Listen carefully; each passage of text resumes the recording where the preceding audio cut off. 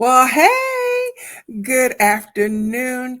This is Dr. Rhonda Simmons from the Speaker Transformative Academy, and I am your Speaker Transformation Connector. Yes, I know that's a mouthful, but I wanted you to know what I do, and I'm so glad that you're here. Even though I do multiple things, like I coach C-suite women and neurodivergent lady leaders who are struggling to balance their lives due to burnout, I also have taken 30 plus years of experience that I've had in public speaking to turn around and help you. And that's why I'm here today. And I'm so excited that you're joining me, whether you're joining me live or on the replay. I am glad that you are here. It's a wonderful thing that we are together today because I want to jump right in and talk about the 5 strategies to overcome the fear of public speaking. If you are new to the field of public speaking or your personality type is such that you're just shy in front of people, you have to overcome that fear if you're going to do what you do. If you're in a position of leadership, or if you really desire to be a public speaker, you've got to know how to overcome that fear so that your message isn't lost and that the listeners are attentive to what you're saying to them. And so, our objective today is to help you reframe your fear and feel more confident on stage. We can be singing the ABC song, so simple, but if you do it with confidence, it's a whole different level. And so, it's important that we learn the strategies we need to be confident, to be effective, and transformative all at the same time. And so there are 5 key points I want to go over with you today. Again, thank you for joining me. I'm glad that you're here. And I want you to get the most out of this. If you look in the comments below this video, there is a free guide there waiting for you. It's 5 steps to crafting your story. And it's free, absolutely free. It's a free download, immediate download. And so get the guide, it'll help you to write your story because your voice matters. And also, there's a link in the comments about the Transformation Speakers Academy. I'm sorry, Transformative Speakers Academy. I'm so excited. I get tongue tied sometimes. And that's the thing. When you are a public speaker, it doesn't mean you won't make mistakes. It's that you have the strategies already in your toolbox to overcome them and keep going. We're all human, no one is perfect. And so, are we going to make mistakes as public speakers? Absolutely. But we have to use those mistakes for our benefit. We have to see them as a superpower. Even if you have limitations of some sort or a speech impediment, it's your superpower. It's what makes you you. And so I'm here today to reframe not only our fear, but our thinking about what's holding us back. And in today's lesson, we're specifically talking about fear. So let's jump in with the first strategy. You have to reframe your nervousness. Every speaker, if they're worth their salt, as they say, gets nervous before speaking in front of a crowd because you don't know how the audience is going to receive you. You don't know whether your message will resonate with them, no matter how much you have done your homework about the audience. Uh, there's always that fear of the unknown. You don't know if you're going to get out there and forget everything that you wanted to say. I've been in front of crowds where I've said, I never know how it turns out till it turns out. It's the truth. And so you have to reframe your nervousness. You have to see fear as energy to boost your performance. And so you have to have that mindset, because it all starts in the mind. You have to have that mindset that I'm going to do it afraid if I have to. I'm going to say what needs to be said. I'm going to look people in the eye. I'm going to connect with my audience, and I'm going to tell my story. Even if I'm afraid, my knees are knocking, I'm breaking out in a sweat, I'm going to do this. One way to help you overcome your nervousness, if you have a business of any sort, or even if you just have your personal social media platforms, go live sometimes. I'm telling you, you'll still get the little butterflies in your tummy because you don't know what to expect. You don't know who's going to jump in to the chat. You don't know how it's going to turn out until it turns out. So that's reframing your nervousness. The second thing is prepare thoroughly. I cannot say this enough. Prepare thoroughly. You must absolutely understand your assignment. And by that, I mean know the environment in which you're speaking. Who is the target audience? What makes them tick? Have you talked to the event coordinator? Can they tell you something about the audience's backstory and their experiences? You have to prepare thoroughly. This is not the day to get up and shoot from the hip. That does not work all the time. I know sometimes we do when we're put in situations like that, but even then, you've got to have a go to speech that, if put to the test in a moment's notice, this is the one speech that you can do no matter where you are, every day, all day, and twice on Sunday. You've nailed it that much. And so when you're preparing thoroughly, that means practicing because it reduces anxiety and builds comfort. Let me tell you this quick, funny story. When I first started in ministry, I heard another preacher say this, and I thought it was the most ludicrous thing I could have heard until I tried it. And that was, before you preach to people, get in the mirror and preach that sermon to yourself. And oh my goodness, talk about being my worst critic. I saw like so many things that needed to be corrected. I even clammed up at one point because I lost track of what I was talking about and where I wanted to end up. And so I would practice in front of the mirror. But I did those awkward practices enough. So by the time I got in front of the actual audience, I knew my lesson. I was prepared. Now, again, that doesn't mean you're not going to stumble over your words sometimes or get tongue tied or have a few ums in there. It's okay. It gets better as you go along, the more you do it. But one thing that should never be the case is that you don't know your lesson, so to speak. You don't know the topic that you're going to talk about, or you don't know if this is the right speech for the right audience. Do your homework, be prepared thoroughly. Because here's the thing, when someone hands you the mic, you are the expert in the room. You have the mic. Don't drop it. And I don't mean like mic drop. That was, a fantastic speech. I'm talking about don't mess it up. This is your moment. When you get that microphone, everything needs to be shut out of your mind other than your speech and your audience, which leads me to strategy number 3. And that is focus on your audience. Shift your attention from yourself to the value you're delivering.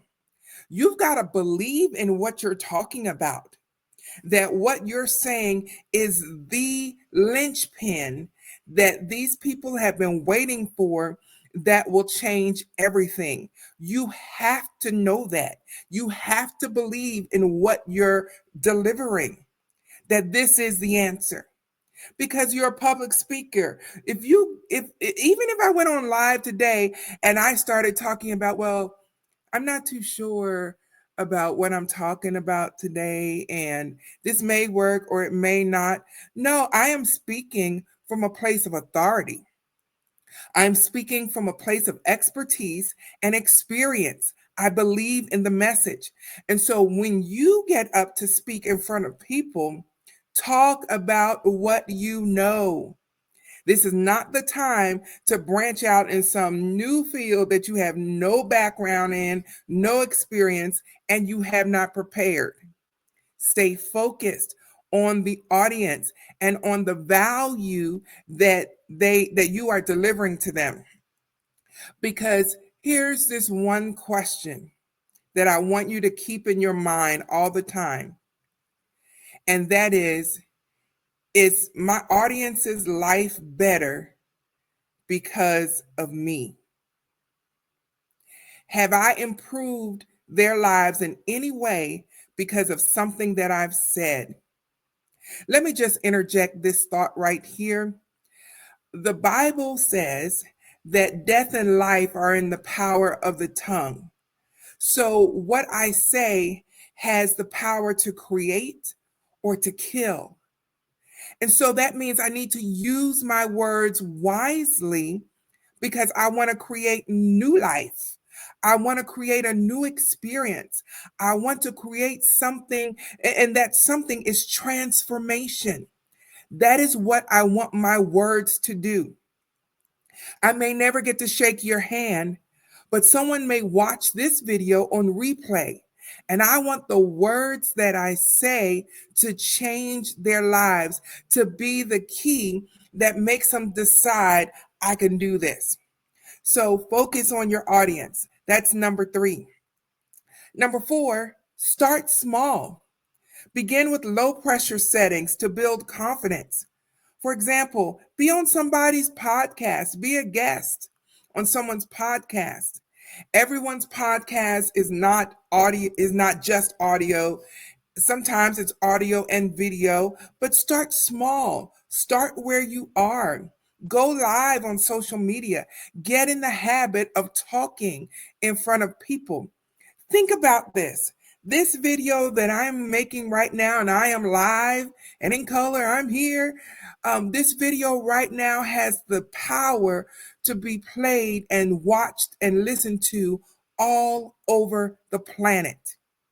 Yes, all over the planet. And I have followers from all over the planet. And so start small. But here's the thing, you'll never become a public speaker if you don't start. So start small with something that's low pressure, like a podcast. Hint, hint, I have a podcast. If you want to be on it and your message aligns with the objective of my podcast, we can work something out. So message me, send me a DM. We'll talk about it. So start small. And number 5, this may sound funny, but I have yet to meet a speaker who doesn't breathe. Yeah, did that sound as dizzy as it sounded to me? But that's the thing. Breathe deeply. Use breathing techniques to calm your nerves. There is science behind that. Do you need a quick way to lower your blood pressure? Practice deep breathing. Now, if you're on medication, take the medication. But also breathe deeply. There are no negative side effects to that. You're breathing anyway. Just take deeper breaths. It'll help you to calm down. It has that calming effect over your entire body. Breathe deeply before you step on the stage, before you hit record, before you hit go live. Take a deep breath and it will help you. And so it is so important that you get these 5 strategies down. Reframe your nervousness, prepare thoroughly, focus on the audience, start small, breathe deeply. So, which one of those 5 key points do you feel or do you fear the most about public speaking? 1, 2, 3, 4, or 5. Reframe nervousness, prepare thoroughly, focus on the audience, start small, breathe deeply. 1, 2, 3, 4, or 5. Which one is your biggest fear? And so we've got to know that it is so important that we put these 5 strategies in place if we're going to be effective public speakers. Because if you don't, you're not going to be able to have the impact and the transformation on your audience that you had hoped. The audience doesn't care if you get tongue tied. What they applaud is that you did get tongue tied and you kept going. I'm going to wrap this up with a short story. I told you yesterday that I've been in public speaking for over 30 years. I told you that today. But it started even before that when I was in elementary school. I don't know why my parents put me into drama club, and every time I did, I ended up with the main part. I don't know, maybe I'm just dramatic. That's a possibility. Um, but I had to recite lines. I had an Easter poem, a Christmas poem in church, and it was like every year they added on another stanza. And so I had to memorize all of this. Well, fast forward to my graduation from elementary school, and way back in that day, elementary school went to 6th grade. So this is my 6th grade graduation. And my school was so small that we held the graduation ceremony in a different school that we had never been in. And the graduation ceremony is going great. And I was the valedictorian of the class. And so I had to give a speech. I had to write the speech. I had to memorize the speech. There was no reading. They told me up front I had to memorize it. I guess they thought it would be no problem since I had been doing all this other memorization stuff. And okay, I wrote the speech, I memorized it, I practiced it over and over and over. I did deep breathing, not because I knew that that was a technique. I was just trying to keep from hyperventilating. I was in 6th grade, I was a kid. But here's the catch: we were in the auditorium of another school. Whoever was responsible for shutting off the bell for the bell system for the school forgot to do that. And so I'm standing on stage, I am giving my speech. And even though I'm looking at the audience, what I am visualizing in my mind is the piece of paper with my speech on it. So I'm tracking it mentally as I'm speaking it. And I distinctly remember to this day getting to the end of a sentence and the bell rang. And I stopped because in my 6th grade mind, I thought, the devil is a lie. I worked so hard on this speech, writing it, memorizing. Y'all going to hear what I have to say today. And so when I got to the end of the sentence and that bell rang, I stopped and I stood and I waited until that bell stopped ringing. And it was a long bell. Yes, it was. And I waited, and the audience is staring at me. Nobody's saying a word. And I stood there, shoulders back, hands behind my back, and I waited. Now, here's the test: the bell stops ringing, and I continued with the next sentence. I did not have to repeat a single word. I didn't start from the beginning. I continued my speech. And when I got done, I got a standing ovation. Yes, I did. This young girl on her way to 7th grade, this accident that happened with the bell ringing could not have been anticipated by anybody except for the person who was responsible to turn it off. But anyway, that's my point. I didn't know that was going to happen, but I knew the value of the message I was trying to convey, and they were going to hear every word of it. Do you not know, after the graduation was over, this lady that I did not know, I never saw her before or since, she walked up to me and my parents and she shook my hand and she said, "Young lady, that was excellent. I'll see you at the top." And she had slipped a $50 bill in my hand. My point is, you want to create impact? Do what others aren't doing. Let people see how you handle obstacles, and the unexpected in the middle of a speech.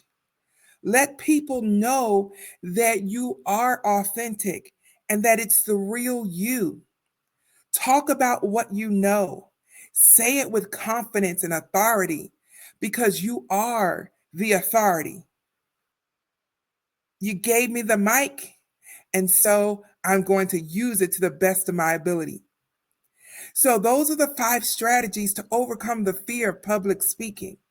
Reframe nervousness, prepare thoroughly, focus on your audience, start small, and breathe deeply. I hope that you have gotten something out of this lesson today because overcoming fear is the first step to becoming a confident speaker. Download my guide and enroll in the Transformative Speakers Academy to master this particular component of public speaking called fear and so much more. Click the link in the comments to learn about all the things that you get with the program. You get a certificate of completion at the end. It's a 3-month program. You get opportunities to be on my podcast that has global reach. You get also opportunities to speak at one of my summits. So you get the social proof that you need to share with the world that you are, in fact, a public speaker.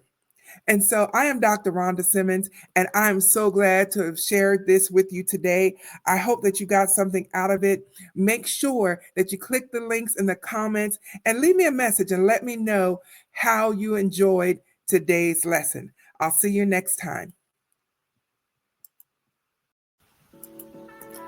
Ready to captivate audiences and transform your voice into a tool for impact? The Transformative Speakers Academy is a 3-month journey to master storytelling, conquer stage fear, and speak with confidence. Enrollment closes soon. Join today.